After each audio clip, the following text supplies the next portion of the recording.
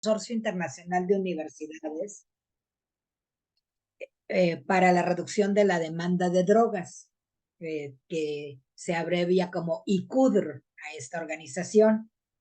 A lo largo de su vida ha desarrollado una intensa actividad en el campo de investigación y desarrollo de modelos de intervención, por lo que entre sus logros se encuentran la adaptación del Currículo Universal de Prevención y el programa Lion Quest de aprendizaje social y emocional para la Tecnicatura Superior en Prevención de la Escuela de Gobierno y Políticas Públicas de Paraguay. Ha sido investigador asociado en la República Checa, en donde implementó el curso de Introducción a la Prevención basada en evidencias y un estudio de factibilidad en ámbitos universitarios que se realizó tanto en la República Checa como en Ucrania y Perú. Fue el investigador principal del proyecto Intervención basada en medios de comunicación en padres de familia de estudiantes de secundaria en Cajamarca y de otro estudio sobre la demostración y evaluación de la eficacia del entrenamiento en el Currículo Universal de Prevención, también en Perú. Pues de verdad nos da muchísimo gusto presentarlo. Los dejo con el doctor Fernando Salazar. Va a disponer de 40 minutos de exposición y tendremos la oportunidad de hacer preguntas y de recibir su retroalimentación. Por supuesto, les pido que si quieren pueden utilizar el chat y de esa manera sistematizamos las preguntas y si no, pues abriremos una ronda también al final. Bienvenido, doctor. Muchas Eh, gracias. Muy buenos días, doctora de San Jorge, queridos amigos mexicanos. Mil disculpas que no pude entrar poco más temprano por el cambio de hora, de horarios, de uso horario me refiero. Pero espero poder compartir con usted las experiencias que ha narrado la doctora de San Jorge, que escuchándola dije, creo que debo tomarme algunas vacaciones porque estoy trabajando duro en este campo.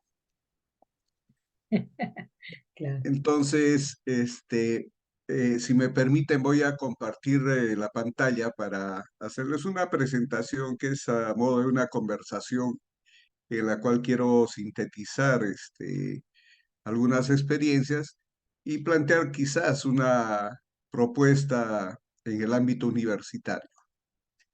Entonces voy a compartir esto. No sé si se ve. Sí, ya se ve. Gracias. Bueno, en primer lugar, quiero agradecerles que me tengan en este foro tan importante en el cual me ha permitido inclusive revisar algunas de las presentaciones previas que están en la página web y veo que coincidimos con varios de los puntos que voy a tocar hoy día para para hablarles acerca de los fundamentos para la prevención del uso de sustancias psicoactivas en ámbitos universitarios. Este es un tema que cuando ustedes lo mapean dentro de las bases de datos de programas que tengan evidencia científica de eficacia y que estén dirigidos a ámbitos universitarios, es uno de los temas huérfanos. Y es huérfano, hay harto trabajo a nivel de escolares, hay harto trabajo cuando ya las personas jóvenes están en sus centros laborales, hay bastante sobre las familias, sobre la comunidad, sobre los distintos medios a través de los cuales llega la prevención, ya sea los medios ambientales, a través de las políticas de prevención o a través de los medios de comunicación, la implementación de sistemas de prevención, etcétera. Pero así en específico para ámbitos universitarios, no existen modelos que estén realmente evaluados en su eficacia. Esto probablemente es porque es un grupo difícil de trabajar en el sentido que universalmente en este espacio confluyen algunos menores de edad, la mayoría ya adultos legalmente, que ya pueden tomar sus decisiones al margen de cualquier otra persona responsable de ellos. Es el espacio donde la socialización se da con mayor intensidad, en un ámbito en el cual la libertad que puedan tener los jóvenes es mayor, como te estoy tratando de expresar, y en los cuales hay un problema central que abarca a muchos países, que es las deficiencias en los sistemas educativos previos, en los cuales los jóvenes no necesariamente llegan con las habilidades sociales, emocionales y otro tipo de habilidades que requieran para enfrentarse a un mundo más diverso, un mundo en el cual confluyen muchas cosas, en el cual la epidemiología nos muestra que este es el grupo que se sale de todos los parámetros de la población y es en el cual hay mayores consumos que en el resto de la población. Y por otro lado, lo que la ciencia nos está mostrando es que el desarrollo del cerebro continúa hasta los 22 años y sabemos bien que las decisiones acertadas se dan cuando el desarrollo del cerebro se completa y finalmente están afrontadas los lóbulos frontales. Entonces, tienen en contra una serie de factores del ambiente, todavía persisten algunos fisiológicos o de desarrollo físico y esa carencia proveniente de los sistemas educativos previos en los cuales se da por sentado que eso ya lo lograron, se da por sentado en los ámbitos universitarios que ya lo lograron y no necesariamente se trabajan de manera intensiva para rescatar lo que deberían tener. Entonces, es en ese ámbito que vamos a conversar, en el cual también agradezco la invitación al Consorcio Internacional de Universidades, del cual somos miembros. Entonces, vamos a estar en familia.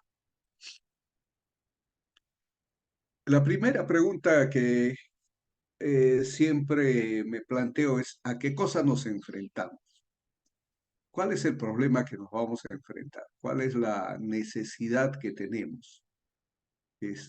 Y ahí vemos que los estudiantes universitarios están en la situación que acabo de describir, en una situación de mayor riesgo a entrar en consumo de sustancias, si es que antes no lo han hecho, o a intensificarlas debido a la fuerte interacción que es novedosa para ellos, para muchos de ellos, en un ámbito en el cual todavía no terminan de cumplir sus roles de adolescentes y tampoco están en y ya también están cumpliendo roles de adultos.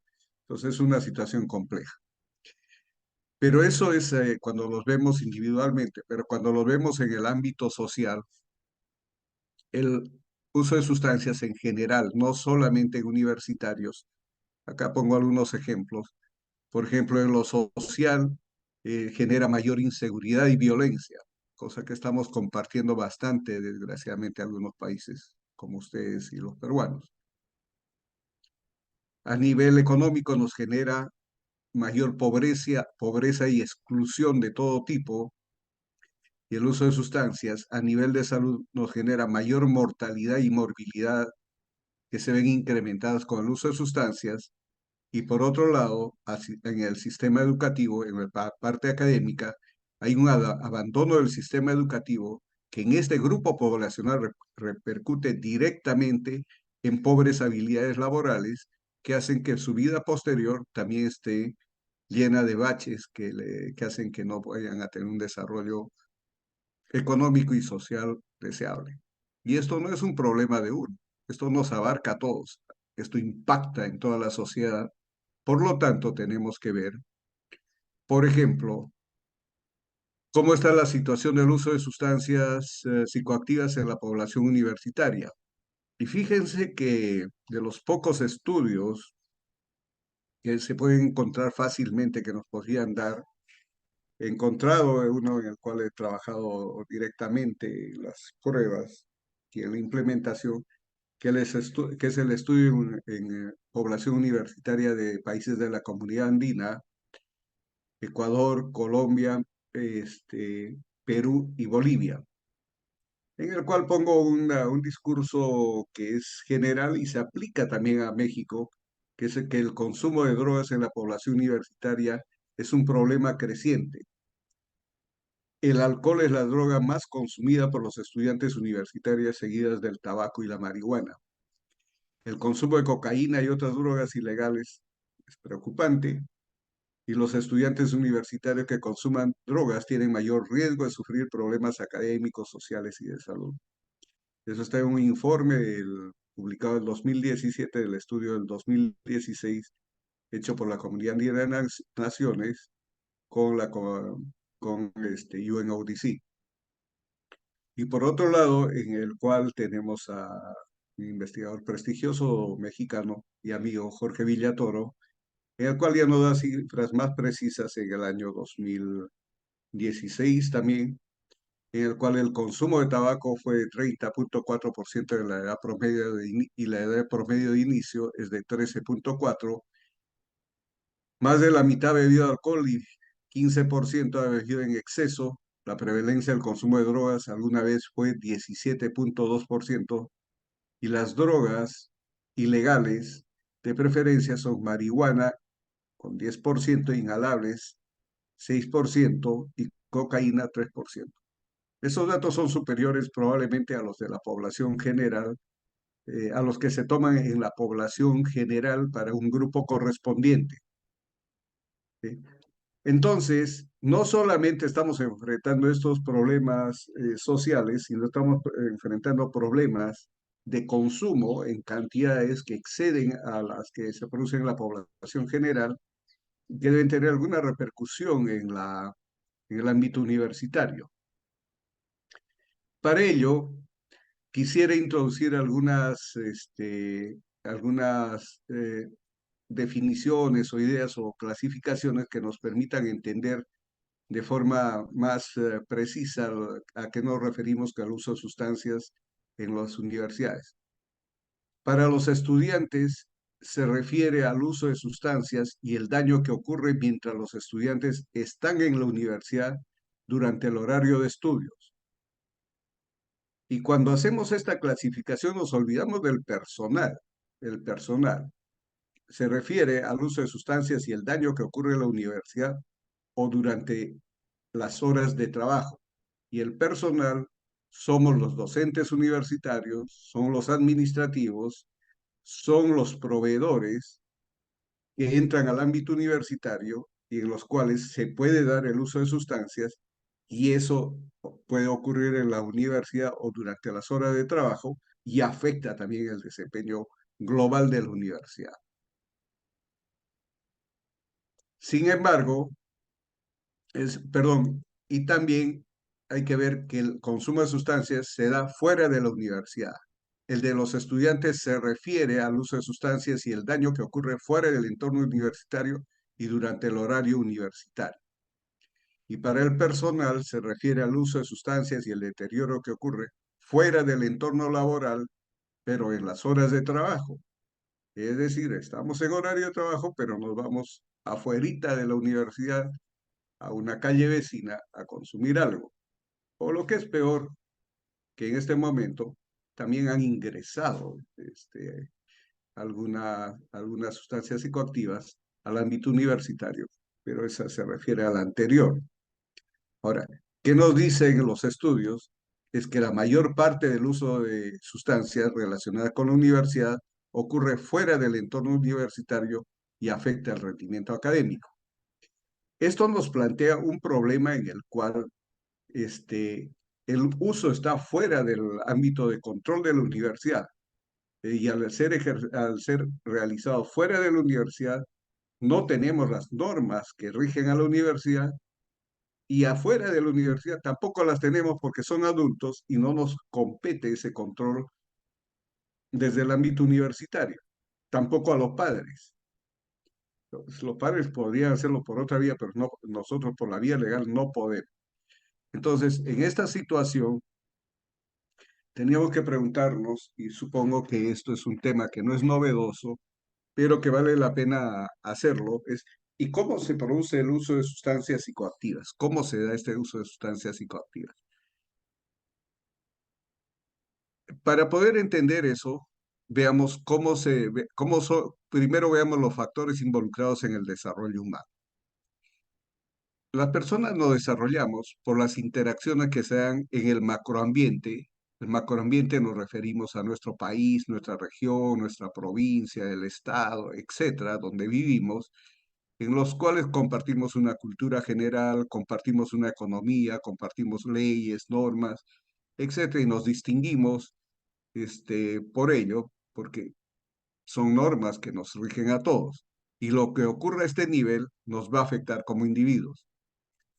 Pero esto es lo que ocurre en el macroambiente, también se ve, interactúa con lo que ocurre en el microambiente, que son, por ejemplo, las interacciones que tenemos en nuestros pares, por ejemplo, en la universidad, en el trabajo, en la familia, en los ámbitos de diversión, que son microambientes en los cuales tenemos otra forma en la cual nos relacionamos más allá de lo que ocurre en el macroambiente y en el cual eso puede contribuir o no a nuestro desarrollo armónico. Estos dos factores que son macroambientales interactúan a su vez y los tres interactúan con factores personales, como por ejemplo los factores físicos, los factores como las habilidades sociales, emocionales y de competencia social que tengamos, que al darse interacciones positivas, obviamente desarrollamos de forma armónica. Es así que si nos preguntamos cómo se produce el uso de drogas, sigue ese mismo patrón.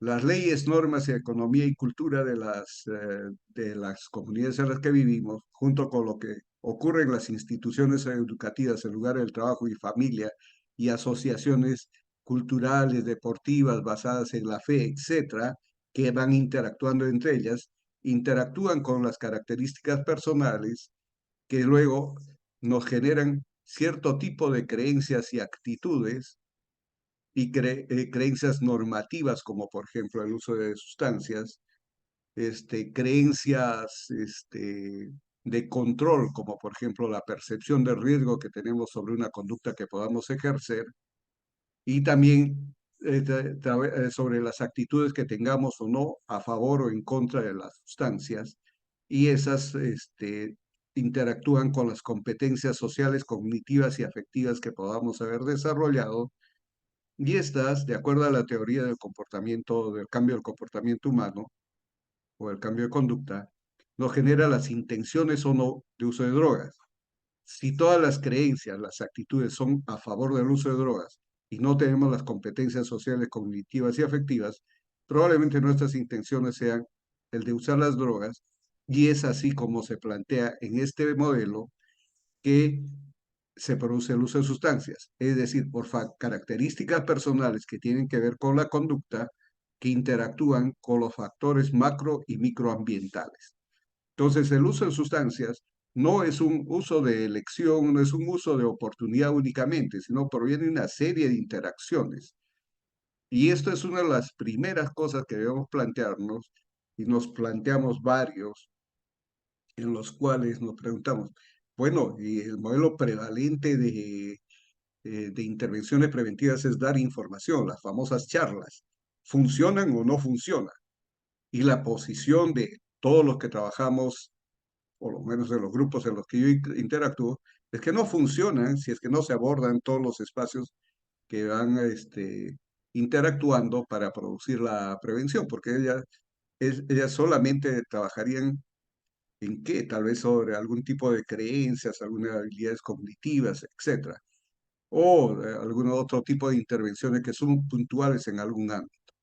Entonces, el uso de drogas es una cuestión previsible de la interacción de las características personales y los factores macro y microambientales. Ese es el modelo que estamos utilizando nosotros como explicativo del uso de sustancias, y a partir de ella, por ejemplo, podemos entender la etiología del uso de sustancias. En los ambientes macro, estos son ejemplos, no he puesto todos los factores de forma exhaustiva. Por ejemplo, la disponibilidad de sustancias, cualquiera sea, alcohol, tabaco, marihuana, cocaína, fentanilo, cualquiera de ellas, esa disponibilidad, este es un factor que puede propiciar el uso de sustancias, la carencia del ejercicio de normas. Por ejemplo, simplemente el hecho de no se puede consumir en los espacios públicos ni en las calles. Y vemos que se están consumiendo en los espacios públicos y en las calles, cualquiera sea el tipo de sustancia. Por ejemplo, a nivel en los microambientes, la presión de los pares y de los grupos para entrar en conductas de uso de sustancias también interactúa con esta disponibilidad de sustancias, carencia de ejercicio de normas, y en los ámbitos universitarios, como bien señaló, creo que en la 10ª conferencia, 10º foro de la red veracruzana, el estrés, la ansiedad y las conductas disruptivas, que son factores personales, generan la vulnerabilidad, que son las que propician el uso de sustancias psicoactivas. Entonces, para entender mejor el uso de sustancias psicoactivas, en cada uno de los espacios macro, micro y a nivel personal, tenemos que tipificar los factores de riesgo que hacen que las personas sean más vulnerables y pueden entrar en uso de sustancias. Y la vulnerabilidad hay que entenderla como un elemento que va retrasando el logro de metas en las distintas etapas de la vida, metas de desarrollo en las distintas etapas de la vida, y que a su vez van acrecentando la probabilidad de mayor vulnerabilidad en las siguientes, y esa vulnerabilidad implica, y está bastante estudiado, una mayor probabilidad del uso de sustancias. Entonces, la vulnerabilidad es algo que tenemos que entender como una interacción de muchos factores de riesgo. Muchos de los modelos trabajan solamente viendo a los factores de riesgo y atacan los factores de riesgo sin entender o sin considerar la vulnerabilidad, que es un efecto de estas interacciones. Se congeló mi computadora. Ya.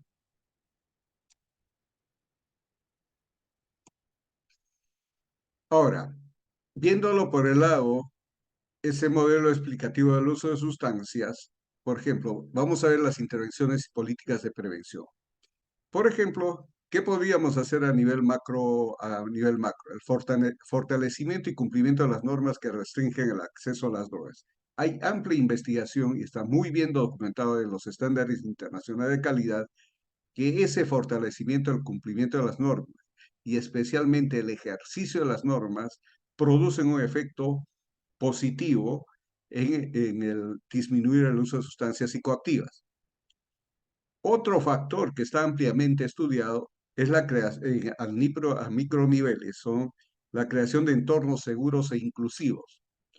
Es decir, por ejemplo, las reglas internas de convivencia armónica dentro de las instituciones educativas, ya sean universidades, institutos técnicos, escuelas, etc. Esos entornos seguros y saludables que también se deben dar en las familias, en los centros laborales, o sea, en todos los microambientes, también han mostrado tener eficacia sobre la disminución de la probabilidad del uso de sustancias psicoactivas. Entonces, en este lado estoy tratando de mostrar, por ejemplo, los factores protectores. Y dentro de las características personales, ejemplos, estilos de vida saludables. Si hay estilos de vida saludables en las escuelas, en las universidades, en las familias, en los centros laborales, no va a disminuir la probabilidad del uso de sustancias. Por ejemplo, trabajando sobre la conducta y sobre las creencias normativas, la disminución de las normas que restringen el acceso a las drogas. Es decir, hacer general que el uso de las drogas no es el que hace la mayoría, como trabajan los influenciadores o los influencers negativos en los cuales propician el uso de las drogas, mostrando que es un problema de todos, pero se puede generar a través de las normas y políticas que restringen el acceso a las drogas y lugares de uso, por ejemplo, creencias normativas positivas, otro factor de riesgo, y especialmente el cumplimiento de las normas es un factor protectivo claramente. Entonces, el uso de drogas la prevención del uso de drogas o sustancias psicoactivas se tiene que dar en las intervenciones, mediante intervenciones ambientales y comunitarias en los macroambientes o en los ambientes macro y microambientes, y a nivel de las agrupaciones de personas o en las personas también actúan las intervenciones ambientales y las específicas sobre el individuo, como la generación de habilidades sociales y emocionales y el cambio de las creencias. Entonces, si nosotros vemos los principios generales de la prevención, son las normas pactadas y ejercidas de prevención, la generación de ambientes seguros e inclusivos y el desarrollo continuo de habilidades de acuerdo a la etapa de desarrollo de las personas. Y este proceso en conjunto, que es un proceso educativo, es un proceso de socialización que hace que realmente tengamos efectos sobre las personas y logremos que alcancen sus metas. ¿Sí? Entonces, por un lado, he mostrado hace un momento que la vulnerabilidad, que es la interacción del macro, micro, de los factores de riesgo del macro, micro y personales, propicia el uso de sustancias. Los factores de protección macro, micro y personales producen una mejor socialización que además disminuye el uso de sustancias.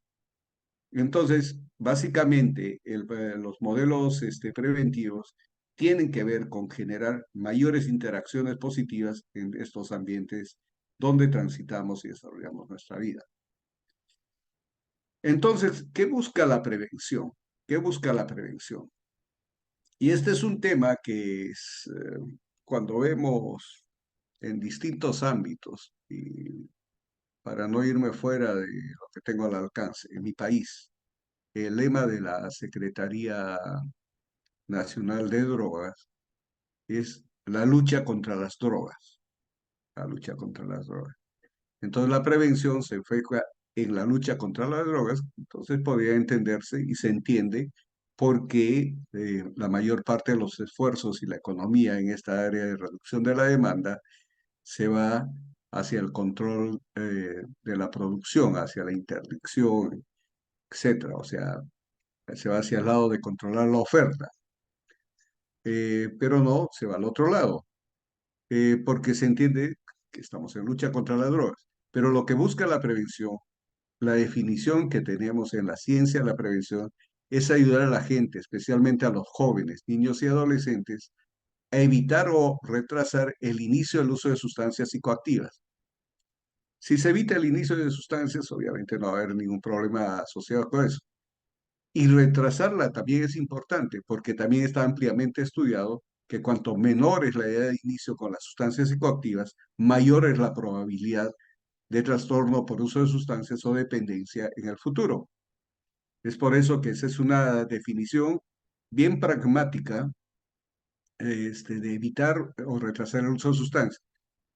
Y si ya han empezado, evitar el desarrollo de trastornos, o sea, evitar que vaya progresando del uso experimental al uso regular hasta llegar al uso compulsivo y a la pérdida del control por el uso de sustancias.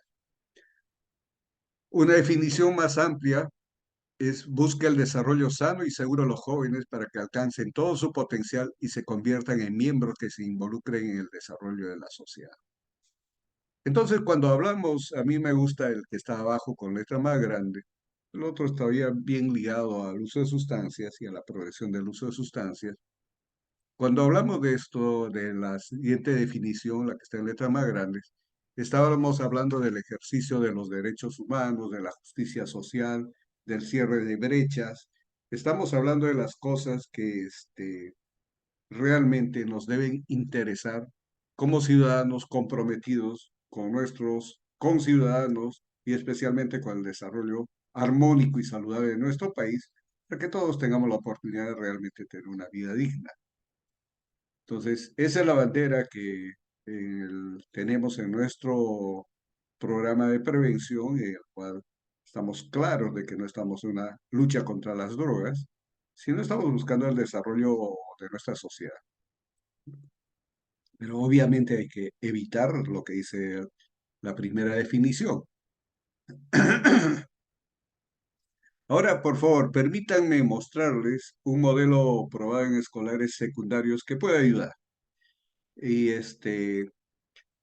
no quiero decirle que este es el modelo que se puede aplicar directamente en las universidades, sino que es un modelo que cumple con los principios generales de la prevención y que lo hemos implementado en el Perú desde el año 2018 y hemos concluido su evaluación el año 21 y hemos hecho la evaluación de resultados el año 21 que ya está publicado, o compartir luego con usted la publicación.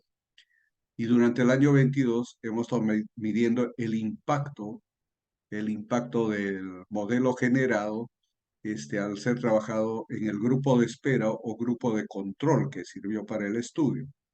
¿Eh? Es por ello que me atrevo a presentarles, porque contiene, se ha trabajado en el macroambiente, en el microambiente y sobre las personas, que son los principios generales de la prevención, con distintos componentes, todos basados en el uso de modelos que estén probados en su eficacia, tal como señalan los estándares internacionales de calidad para la prevención de Naciones Unidas, de UNODC.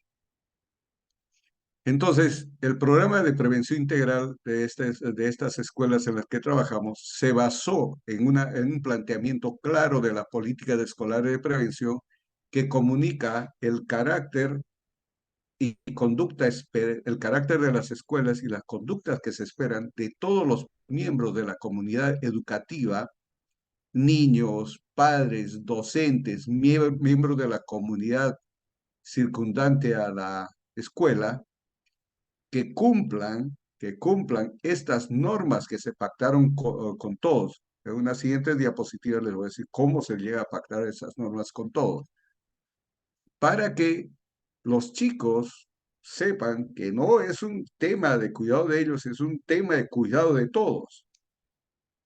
Y estas políticas están probadas en su eficacia en los estándares internacionales de calidad y es por ahí que se empezó la intervención escolar. Actualmente hay un debate en marcha en el cual si esta aproximación es restrictiva de libre albedrío, al ser normas generales para todos. Bueno, es un debate, es un debate. Aparentemente, sí, pues restringe el libre albedrío de usar sustancias psicoactivas, pero el libre albedrío, ¿dónde se acaba, por ejemplo, en este caso? Los escolares y parte de los estudiantes universitarios están en un proceso de desarrollo físico, emocional, en el cual, físico, emocional y mental, en el cual el uso de sustancias psicoactivas va a dañar ese desarrollo.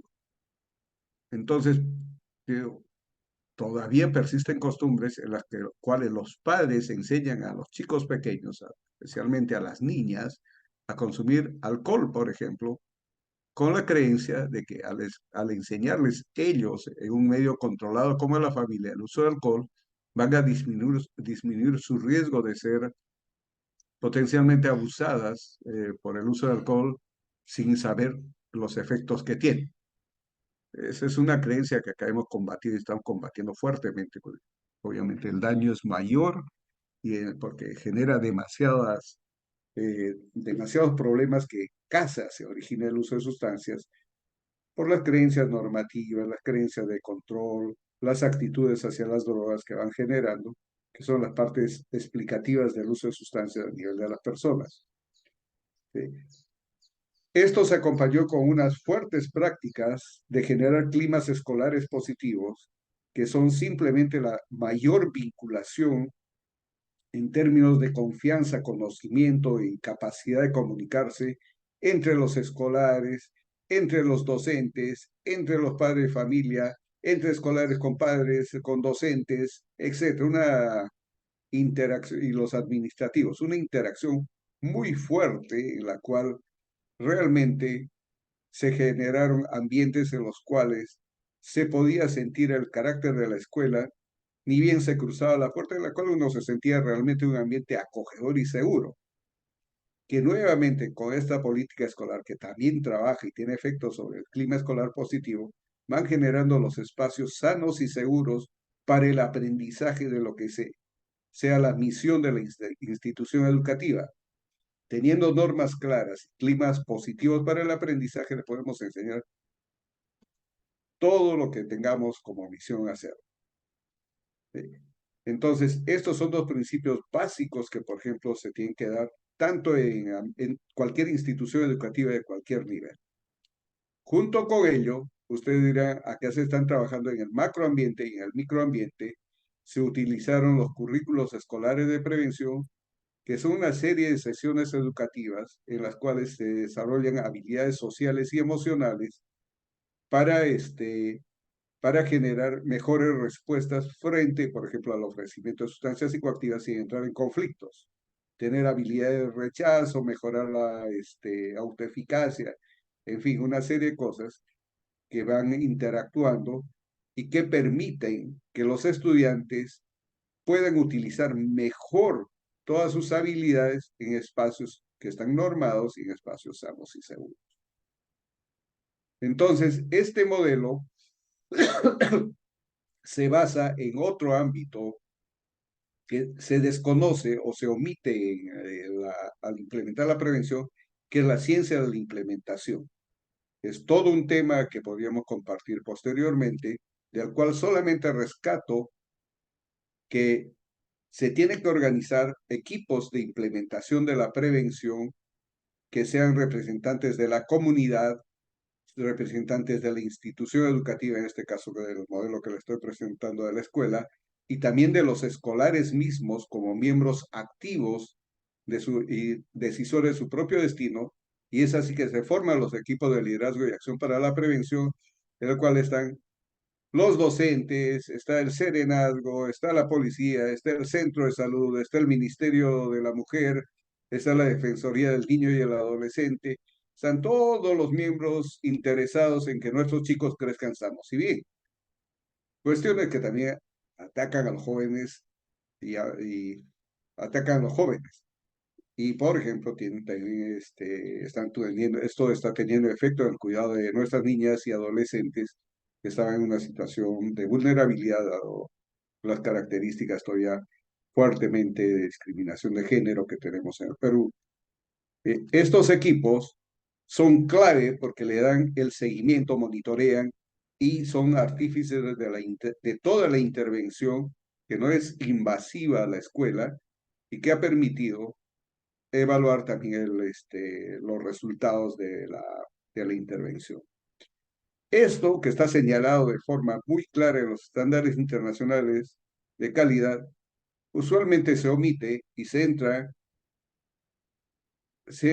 a las escuelas y a muchas instituciones solamente con segmentos, o en algunos casos de más suerte, de los currículos de prevención, y hacen charlas y se van generando modelos de informativos que no tienen ningún efecto según los estudios han demostrado. ¿Okay? Con esto les quiero mencionar que hay mucha información que argumenta por qué implementar la práctica de climas positivos a nivel escolar, de instituciones educativas, laborales y familiares. Hay harta investigación. ¿Por qué implementar los currículos escolares de prevención? O sea, ¿por qué trabajar con las habilidades de las personas? Hay mucha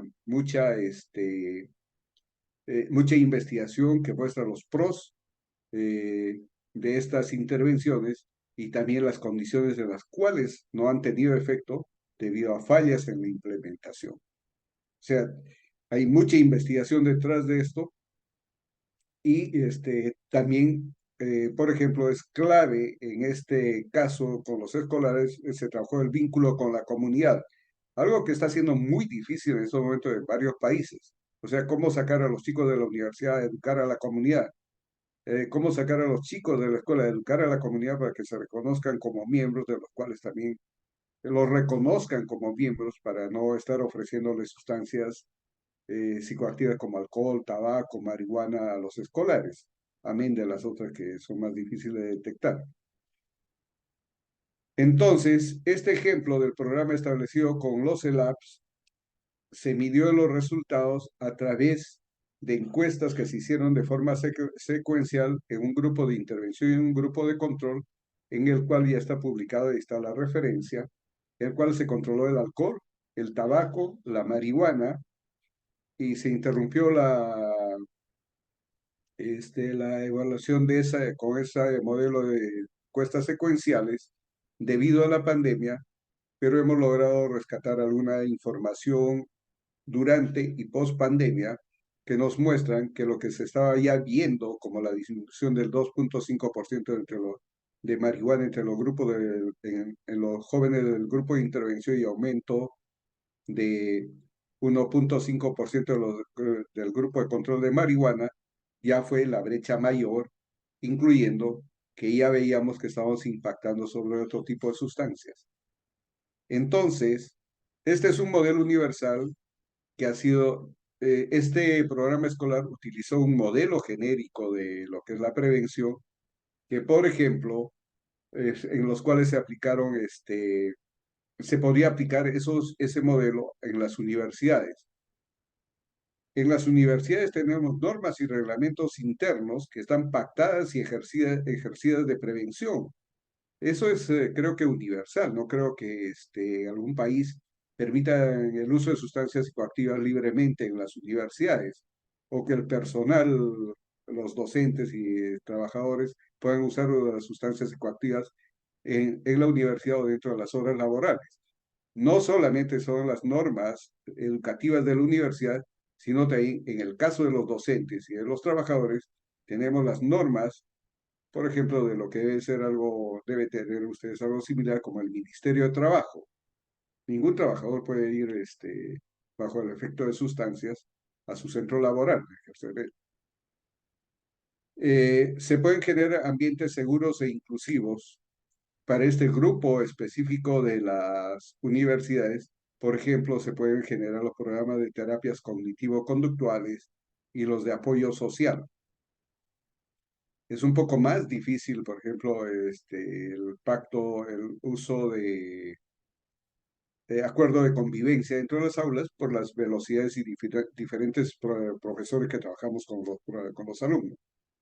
Se pueden utilizar técnicas de educación interactiva que generan un cambio de actitudes realmente positivo en los estudiantes. Actualmente estoy en la prueba de un modelo con estudiantes de mi universidad y ya estamos viendo la diferencia de los resultados en el ámbito académico, en los cuales los que han estado siendo sometidos a prácticas interactivas tienen mejor desempeño académico que los que no fueron sometidos a esas prácticas de técnicas de educación interactiva. En un plazo de 18 meses debemos estar viendo si hemos impactado en conductas de riesgo, no solamente uso de sustancias. Y obviamente hay que desarrollar habilidades de manejo y del estrés, ansiedad y de relaciones interpersonales. En esto he coincidido plenamente con una ponencia que tuve la oportunidad de revisar, que es de la doctora María Medina Mora, en el 10º foro, creo que, si es que no me equivoco. Entonces, sí hay teorías que vienen de distintos lados, propuestas que están viniendo de distintos lados. Entonces, el reto ahora es implementar esto, especialmente en las condiciones que tenemos en distintos países, en los ámbitos universitarios, en los cuales nuestros ambientes externos a la universidad realmente están plagados de factores de riesgo. Elementos que nos permitan hacer eso. Universalmente en las universidades tenemos los reglamentos internos en relación al uso de sustancias, tenemos los servicios de bienestar universitarios, tenemos los servicios de consejería y tutoría y servicios de salud al interior de las universidades, en los cuales podemos ejercer cada uno de estos, pero se tienen que articular. No son cada uno por separado, sino tienen que estar articulados.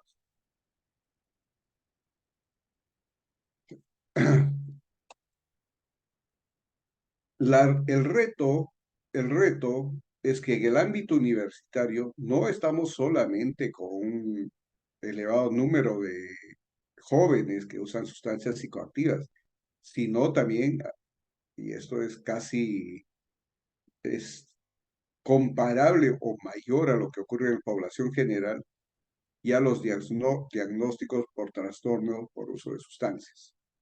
Entonces, a pesar de que ese es un tema que no abordamos desde la prevención, como la estoy planteando, que es basada en el desarrollo humano, es algo que no se puede ignorar y acá tenemos que trabajar con el continuo del cuidado, en el cual tienen que haber dentro de los sistemas preventivos los sistemas de diagnóstico implementados tipo tamizaje para hacer la referencia y especialmente pedir la contrarreferencia de nuestros miembros de la comunidad universitaria que estén sufriendo por trastornos por uso de sustancias, como llamamos nosotros a todos los problemas que incluyen la dependencia.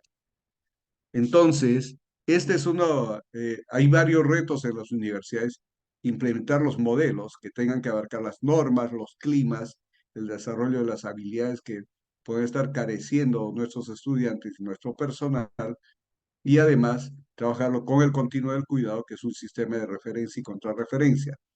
Y este es un tema que hay que pensarlo con sumo cuidado, porque mucho de la actividad universitaria y mucho de la actividad en este área de reducción de la demanda se enfoca en el tratamiento y deja abierta el caño de la prevención para que los casos vayan aumentando. Quiero terminar esta presentación leyéndoles lo que está escrito en un artículo de Osher, que cómo podemos mejorar la disciplina cuando estaba trabajando normas y políticas de prevención. Y dice, hay suficiente conocimiento para seguir un enfoque basado en evidencia para prevención y para rechazar una serie de prácticas ineficaces y a veces equivocadas que continúan siendo usadas ampliamente en las intervenciones. Ojalá tenga la oportunidad de invitarlos a un panel que vamos a tener un grupo de personas que trabajamos en prevención, en la cual vamos a sentar posición respecto a lo que está pasando en nuestra región al estar utilizando prácticas preventivas perniciosas y iatrogénicas, como utilizar a exusuarios para dar testimonios y charlas preventivas en distintos ámbitos familiares, escolares, laborales y probablemente universitarios. ¿Sí? Contra eso nos tenemos que enfrentar. Nuevamente quiero agradecer a la Universidad Veracruzana, a la red, por esta invitación y espero haber compartido algo que pueda serles de utilidad. Muchas gracias. Muchísimas gracias, doctor. Creo que efectivamente hay muchas coincidencias en la manera en que estamos visualizando el problema, pero es muy enriquecedor escucharlo y escuchar los resultados de su experiencia. Nosotros ya como Red Veracruzana de Investigación en Adicciones también ya nos inscribimos al ICUDR, ya somos parte del consorcio, así es que creo que podremos ir encontrando espacios de encuentro y de colaboración en el futuro. Les pido a mis compañeros o a los participantes en este 13º foro, si nos quieren compartir algunos comentarios o preguntas. Veo por aquí en el chat un comentario de Braulio Ortega que nos dice: las habilidades sociales cada vez toman más relevancia en los tratamientos, y cita a Baile, un autor español que investiga trastornos de la conducta alimentaria y que menciona al inicio de su obra: antes de comenzar un tratamiento psicológico intensivo, asegúrese que la paciente o los pacientes poseen habilidades sociales. Creo que cada día estamos tomando más conciencia de esto, y sí, desafortunadamente, yo creo que estas habilidades sociales tendrían que ser sembradas, desarrolladas desde el hogar, desde la primera infancia, y por supuesto reforzadas y fortalecidas en todo el trayecto educativo, ¿no? Sí. Aquí Omar Lozano nos dice: ¿se podrían utilizar elementos del enfoque de reducción de riesgos y daños en el ámbito de la prevención del consumo de sustancias psicoactivas? Es una pregunta. Sí, sí, en el sentido de que la prevención, como se les he mostrado, tiene un propósito, pero hay una parte de la población en todos los ámbitos que sí requiere ya entrar a este tipo de prevención, y disculpen que le ponga comillas, que son parte del tratamiento, pero sí son absolutamente necesarias. O sea, no se puede ignorar ello, porque lo que queda después de ello es la discapacidad o la muerte. Entonces ahí estamos peleando por la vida de las personas, ¿no? Así que bienvenido eso, y siempre trabajarlo como un continuo del cuidado, ¿no? El cual se genere lo que acaban de mencionar respecto a las habilidades sociales, por ejemplo, o a las competencias ciudadanas, que la pandemia nos ha mostrado. Creo que en nuestros países, y desgraciadamente el Perú campeonó en proporción de muertos por 100.000, en el cual nos mostró que nuestro sistema educativo no generó en ningún momento una sociedad, generó individuos que no interactuaban con nadie y nos mató. Entonces, ese tipo de enfoques van a generar la disminución de múltiples conductas de riesgo. Y hagamos lo que hagamos en ese área, siempre va a haber un grupo, igual como la mortalidad infantil, que va a entrar en el uso de sustancias y va a progresar en el trastorno de uso de sustancias, y ellos hay que darle lo que corresponde. No podemos dejar que mueran o se discapaciten. Entonces ahí están bien todos los otros enfoques. Ahí es donde entrarían todo lo que tiene que ver con reducción del daño, ¿no? Así es. Así es. Sin embargo, y ahí me surge a mí una pregunta, es cómo armonizamos medidas para la reducción del daño en